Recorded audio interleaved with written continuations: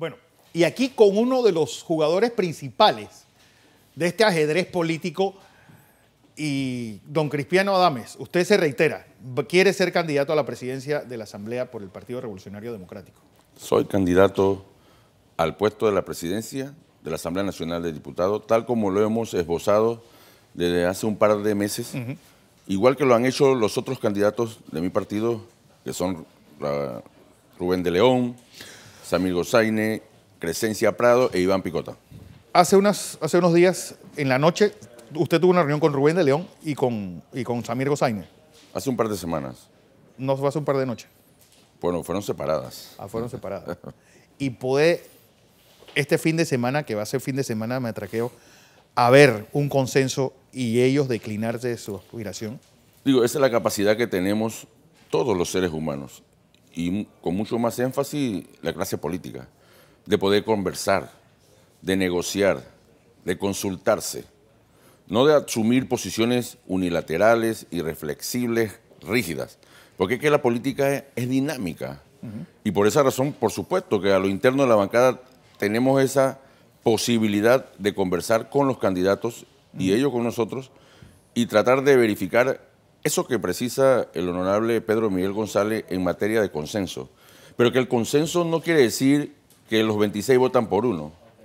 El consenso significa que la mayoría vota por una persona. Es el consenso que yo conozco. Pedro Miguel acaba de decir que hacerlo el último día es un error.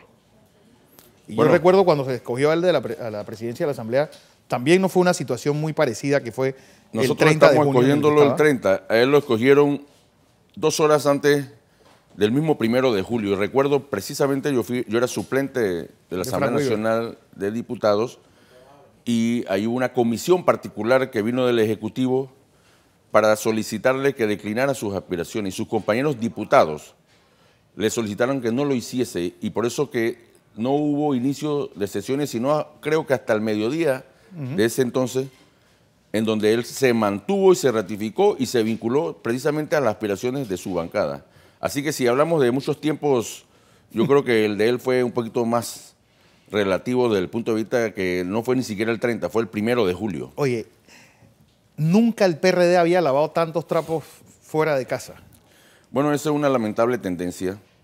Yo creo que el partido nuestro es un partido tan complejo, tan heterogéneo de intereses y tan disímiles, agrupados, que precisamente vincula la posibilidad de que por pasiones o por criterios asumidos se otorgue un espacio mediático que para nada consagra lo que el partido requiere en materia de unidad y de concepto monolítico de cara a las expectativas del pueblo panameño y de cara a las elecciones del 2019. Y por eso hemos visto situación que ha sido señalada y criticada a través de la geografía nacional, porque nosotros hemos estado en la gira que ha realizado el Comité Ejecutivo Nacional en las 26 áreas de organizaciones. ¿Y eso qué les han dicho? Las bases reclaman que esa participación mediática unilateral, haciendo declaraciones en contra del PRD, para nada enaltece y pondera el principio de unidad. Pero en estas giras, hace 2 días yo tuve ahí mismo sentado al doctor Camilo Alén, que dice, las bases dicen, nosotros debemos jugar un rol de oposición. Y con este pacto de gobernabilidad, las únicas que han salido beneficiadas es la cúpula del partido. Pero es que de 26 regiones que se visitaron, el doctor Camilo Alén solamente estuvo en 3. ¿Y en las 3? En 3 y no todo el tiempo. Si acaso 3, 4 horas y después se retiró. Yo no sé cómo puede él, como un distinguido médico que es, asumir un diagnóstico de lo que dicen las bases del partido. Si solamente estuvo en 3 reuniones de 26. Él no tiene la realidad de las 26 áreas de organización. Y él insiste en ese discurso que el PRD es un partido nini, no es ni gobierno ni oposición. Yo pienso que esa es su opinión, nosotros se la respetamos, pero el pacto de gobernabilidad realmente le ha rendido réditos políticos al PRD. Sí le ha rendido réditos. Nos ha permitido, en conjunto, en un momento determinado, asumir posiciones a nivel de la Asamblea en el caso de comisiones permanentes. Hemos tenido la posibilidad, por supuesto, de conversar y de verificar excertas legislativas, unas que hemos frenado, como el puerto de Corozal, el de los estacionamientos públicos, el de los parques públicos, el de los productores cuando solicitaban que no se importara más alimento para precisar si no se precisaba el inventario nacional, y otras consideraciones que precisamente son el rol que debe jugar una oposición constructiva. Y lo hemos hecho conjuntamente con las otras bancadas. Pero ¿cómo uno es una...? Es decir, me dijo mi abuela que muchas manos en un plato es arrebato, y eso de que ustedes en la asamblea pareciese que el gobierno tiene una bancada ampliada, la del PRD de ustedes. Más, Alcibiades Vázquez hace unos minutos me acaba de decir, al PRD no le conviene romper el pacto de gobernabilidad, porque ellos han, es decir, porque al propio partido y al propio país no le conviene que haya una confrontación entre el órgano ejecutivo y el órgano legislativo. Bueno, yo coincido en el hecho de que no le conviene al país que haya una confrontación. Sin embargo, pareciera haber sectores que la propician. La confrontación entre... ¿Cómo quiénes?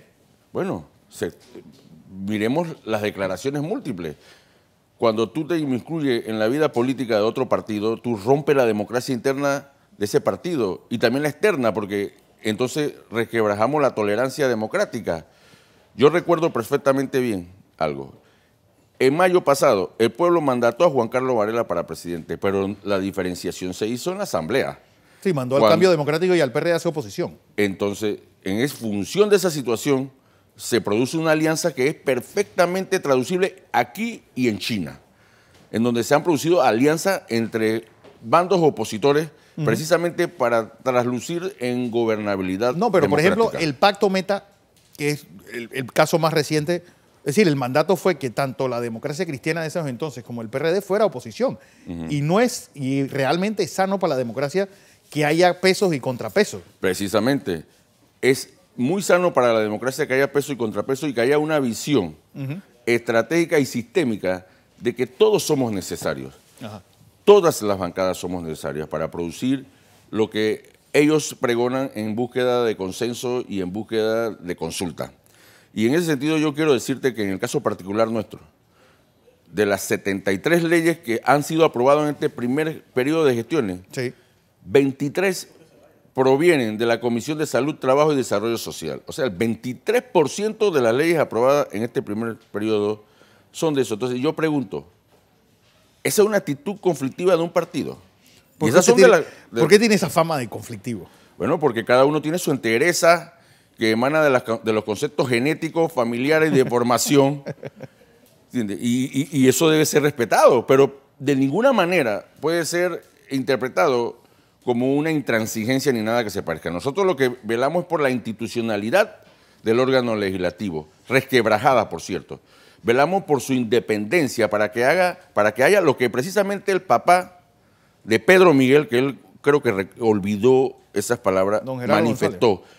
Lo que falta en la Asamblea Nacional Legislativa en ese entonces era entereza. Yo creo que nuevamente falta entereza, la capacidad que tengamos todos de conversar y de precisarle al gobierno que si bien es cierto, él tiene el mandato, nosotros tenemos todos los mecanismos para producir los consensos y la viabilidad en base al respeto de cada uno de nosotros. Está la escogencia de la Junta Directiva, que va a ser el día 30. Y de a nuevo las 6 de la tarde. Se van a encerrar en un hotel como se ha hecho últimamente. No, es en el partido. Va a ser en el mismo partido. En la Avenida México va a ser. Y es público para que accesen. ¿Sí? Claro, por supuesto. Así que no debe haber ningún problema ni ninguna sorpresa. Digo, habrá posiciones porque tenemos que permitir el posicionamiento de algunos compañeros y sus opiniones. Pero yo creo que hay una línea interna que conduce. Mira, para ser un candidato, tú tienes que tener trayectoria y ejecutoria. Tienes que tener la simpatía y la empatía de tu bancada. Porque no solamente la trayectoria ejecutoria, claro, pero también tiene que tener los votos. Entonces, en base a esa situación, yo creo que innegablemente, el día 30, la bancada va a dar una expresión soberana, independiente, sin que nadie se tenga que meter en una decisión como esa. ¿No tienen miedo que el Ejecutivo meta su cuchara y arreglen a algunos bajo cuerda? La única forma en que eso no pudiera producirse nunca es cuando se haga la reforma a la Constitución de la República de Panamá y le quite el presidencialismo excesivo que tenemos y le confiera ese poder a otros órganos para que haya la vigilancia y la fiscalización. Puede tenerla, pero el convencimiento local la empatía, la convivencia, los desafíos que tenemos, los retos que debemos abordar como clase política, todos, incluyendo todas las bancadas, yo estoy seguro que hará prevalecer el concepto de respeto a las decisiones de los partidos políticos. ¿Aguanta la bancada del PRD un telefonazo de Palacio? Pienso que sí, en su mayoría. En su mayoría. En su mayoría pienso que sí. Habrá algunos compañeros que por una u otra razón pueda que tengan algunos condicionamientos, ellos sabrán, y después se sabrá, porque al final la historia nos absolverá o nos presentará las pruebas. Pero ese es un problema particular de ellos. Yo siento que sí lo aguanta, porque la entereza del partido está demostrada. Ahí hubieron personeros del gobierno que expresaban su no acuerdo con el 30 de junio a las 6 de la tarde y con las personalidades. Eso no está en el pacto de gobernabilidad. Ahí hubieron movimientos como Movín que establecían que si había un denunciado no podía ser... No podía seguir siendo diputado. No podía aspirar a ser presidente, pero esa regla se impuso en el segundo año, porque en el primer año no se impuso. Si se hubiese impuesto, sabemos quiénes somos los reelectos. A todo esto, Martín Torrijos, ¿qué está jugando en este juego? Bueno, como te dije, este es un partido complejo y heterogéneo. Aquí hay facciones en todos los lugares. Y eso para mí es importante porque es necesario. Porque una de las leyes del desarrollo es la contradicción de las contradicciones. Y al final se va a aflorar quién es el que tiene liderazgo local. Y el que tenga el liderazgo local, ese es el que va a despuntar dentro de todas las realidades de diferencia y opiniones diversas que puedan emitirse. ¿Y Martín dónde está? Que no me terminaste de contar. Bueno, Martín debe estar haciendo alguna consultoría, me imagino, porque después que se retiró, a eso es lo que se ha dedicado. Mientras que nosotros hemos mantenido nuestra presencia en las localidades, en los circuitos y en la geografía nacional de nuestro Partido Revolucionario Democrático, así como lo ha hecho el Comité Ejecutivo Nacional, porque el problema del partido no es un problema de Benicio Robinson. Este es un problema acumulativo. Cuando aquí se fueron a hablarle al oído a compañeras que tenían una aspiración presidencial en desmedro de quien tenía que abanderar la carrera presidencial y se produjo ese divisionismo que hoy lamentamos, o se profundizó ese divisionismo, y no quiero, no estoy mencionando nombre, pero estoy mencionando eventos históricos que quienes lo recuerdan. Es decir, que cuando ponen a Balbina Herrera de candidata es donde viene el germen de la pero que ahí es donde se profundiza, porque la compañera era una alcalde, sin duda alguna, una alcaldesa, y le fueron a decir a su cama de convaleciente que ella podía aspirar a ser presidente en desmedro de alguien que ya el partido le había dado la palabra para que corriera a ese suelo, y al final se perdieron las dos posiciones. Yo pienso que después de 2 derrotas electorales, el papel del que le corresponde al PRD primero, antes de las aspiraciones de cualquier candidato, es vincularse con el pueblo panameño y con los problemas del pueblo panameño. ¿Y quién puede ser Moisés que saque al PRD de ese desierto? Bueno, ahora mismo yo no lo sé, pero dentro de ese rejuego de situaciones va a ser el que esté vinculado a la localidad, el que hable de la seguridad, el que hable del desempleo, el que hable de los problemas de los productores, el que hable de las injusticias, del debido proceso, el que se conjugue precisamente con esos problemas, entonces podrá tener ese sólido. Porque aquí piensan que al final de todo nosotros podemos venir y resolver los problemas electorales de una vez por todas y imponer candidatos externos por factores de económicos exclusivamente. Yo creo que eso no es la realidad. Por eso que yo le hago un llamado a la bancada del PRD y a los compañeros del partido a que miremos con objetividad este evento del 1 de julio y que no es de ninguna manera para asumir una posición exclusiva del partido. Yo creo que es para defender la institucionalidad del órgano. Es para enfatizar la independencia de él y para agregar la entereza que debe conducirlo con todas las bancadas que lo componen. Así es. Don Cristiano Adame. Así es. Bueno, mucha suerte en ese 1 de julio. Dios primero. Que una semana en política es mucho tiempo, ¿no? Es mucho tiempo, es muy dinámica y a veces volátil. Volátil. Sí. Es decir, si usted cree que si resiste el fin de semana, no debe haber ningún problema. No, es que yo no creo que si voy a resistir. Ya yo tengo la aspiración y yo voy hasta el final. Así es.